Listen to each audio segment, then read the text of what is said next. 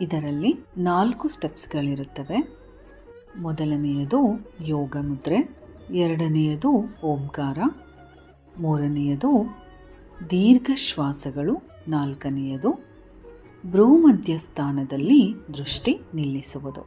ಈ 4 ಸ್ಟೆಪ್ಸ್ನ ಜೊತೆಗೆ ಪ್ರತಿದಿನ ಸುಷುಮ್ನಾ ಕ್ರಿಯಾ ಯೋಗದಲ್ಲಿ 5ನೆಯ ಸ್ಟೆಪ್, ತುಂಬ ಮುಖ್ಯವಾದ ಸ್ಟೆಪ್ ಏನೆಂದರೆ ಸೆಲ್ಫ್ ಇಂಟ್ರಾಸ್ಪೆಕ್ಷನ್.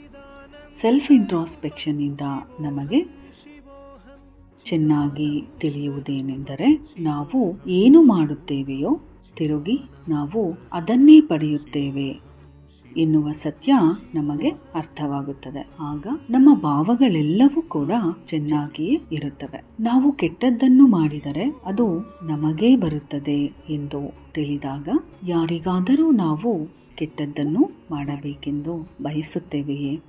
ಒಬ್ಬ ಅದ್ಭುತವಾದ ವ್ಯಕ್ತಿಯಾಗಿ ನಾವು ತಯಾರಾಗಲು ಈ ಇಂಟ್ರಾಸ್ಪೆಕ್ಷನ್ ತುಂಬ ಅವಶ್ಯಕ.